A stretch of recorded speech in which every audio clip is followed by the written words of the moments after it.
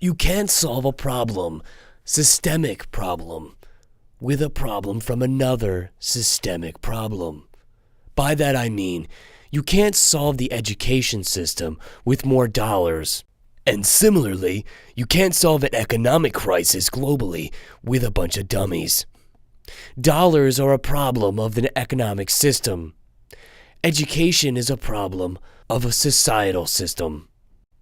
If in combination both have been corrupted, the inevitability of that society is to turn into an empire, to lose all of its democratic roots wherever they may have come from, and to ultimately creep back into its most dark and evil times. Do we not remember? Of course not. History has been forgotten. All of our previous adventures, all of our previous defeats, everything that humanity has been able to do in its past has been forgotten.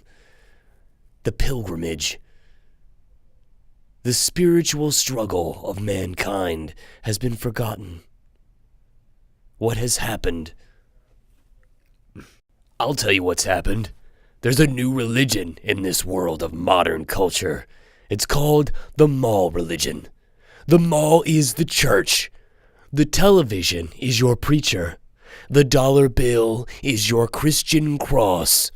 And the video game is your proxy life, which you live because you are not free. You have no liberty. And you have no life. The intense beauty of the universe itself demands our attention. Every mistake that we have made throughout history that has led to this point demands our attention. The universe does not make junk. Only humanity seems to have that ability. But it is only through the mistaken choices and perspectives of mankind that have led to this great misfortune. That this can be called the human industry, the human enterprise, is a disgrace. And yet we must move forward somehow out of this great, great pit which we have gotten ourselves into. It is that struggle which faces us most grievously. Yet it is this future which commands our attention, for we are the generation that will change the world from a level 0 civilization to a level 1. And that is the most great and honorable privilege for us. In the future, we will herald this moment, this afternoon, this day, this year, this universe, this eternal and everlasting place, and we will herald our own adventures. No longer will they be left to the past. No longer will there be this constraint of institutionalized thinking. We will be free once again.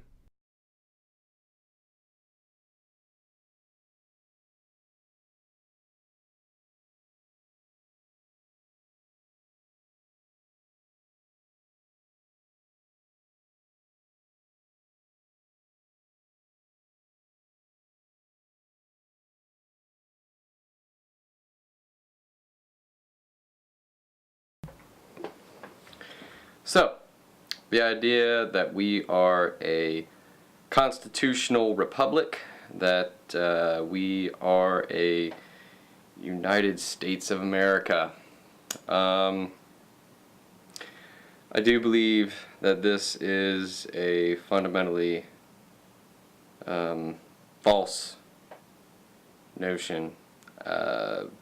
Unfortunately, we haven't been the same country that was intended originally since probably the early 1800s to really to the 1790s. I mean, the reality of this country is that it has never been what it was mythologically proposed or propagandized as. I realize this is a hard pill to swallow for most Americans, and certainly for most people in this state, because sure, you may be prospering quite a bit from what you believe to be the result of a constitutional republic. Unfortunately, what you're actually prospering, quote unquote, from is the global corporate empire. At this stage in our political development, as far as a society, we don't have anything close to a constitutional republic, nor do we have anything close to anything remotely resembling a democracy, or a really just anything that can be called constitutional. What I'm trying to advocate is not a return to the Constitution, because I would submit to you that the Constitution and this government failed long ago. What I'm trying to advocate instead is for us to produce our own Constitution. If not, then to simply institute our own government, regardless of whether or not we have a Constitution or not, to be independent from the strong arms of the global corporate empire that is the true power center, the true empire, the true government of our world. If we are to find any form of freedom, it will be not administered from any nation or any government thereof. It has to come from within your heart and from within your mind. And that is the truth that I am trying to tell and disseminate to everyone who's watching this. That you are the key, you are the answer, and that any other form of government or any other form of authority is false right off the bat. No other words necessary. And so with that, I would just like to thank you for actually spending some time watching all of this. I appreciate and I love the human being, and not necessarily the creations that human beings have been able to manifest in their reality. The imagination is a powerful thing, and it is only less vast than ignorance, and we must destroy ignorance, and that is the true enemy of any society. So with that, learning, love, and gratitude is a salutation to unity consciousness.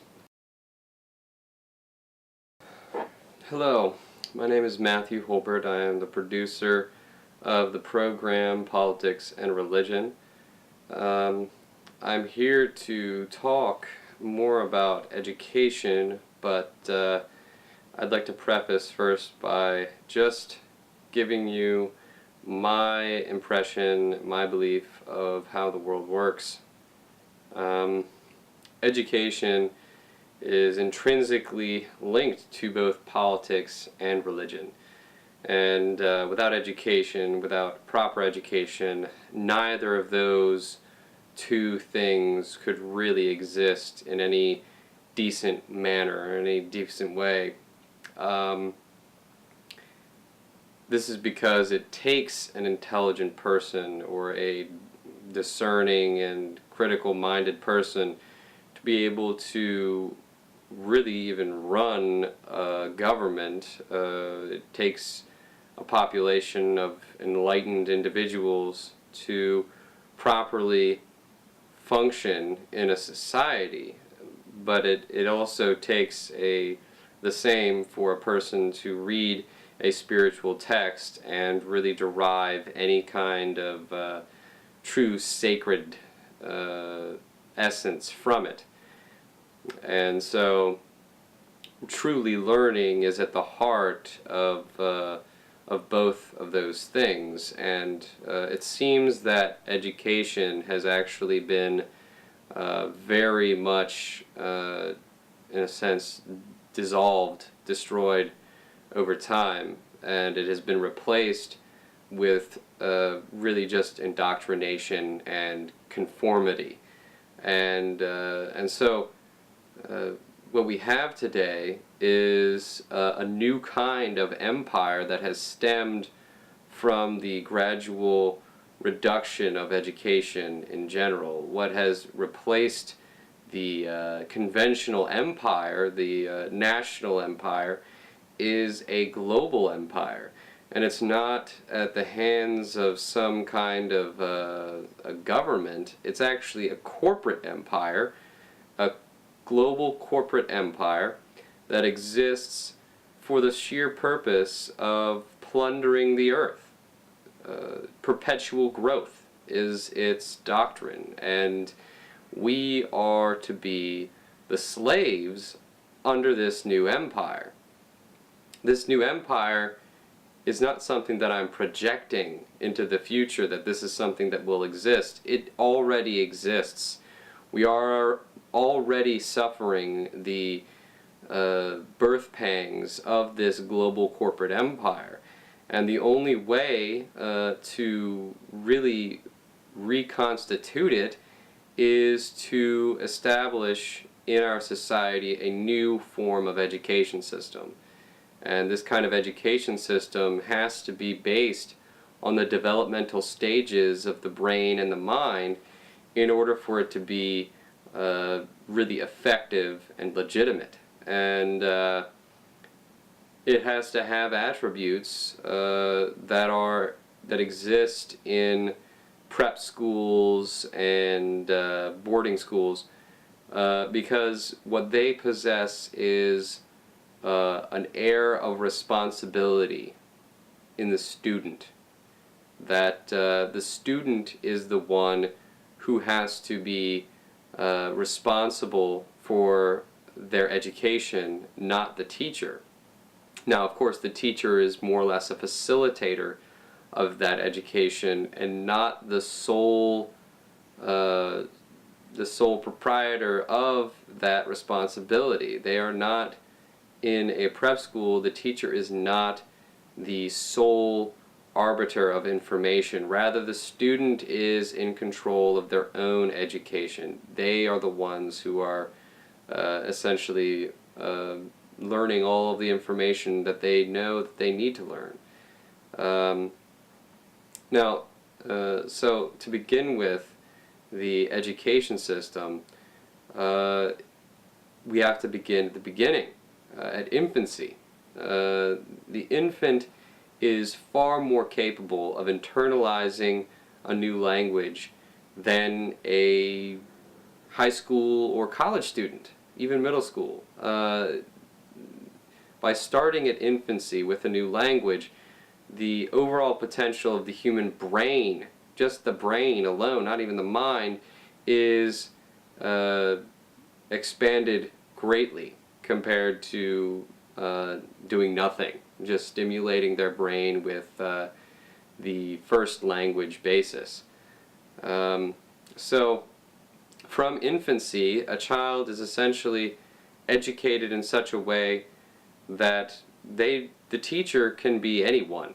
It doesn't have to be an intelligent person. As long as they speak another language, that's all the criterion they need to be able to educate an infant in another language.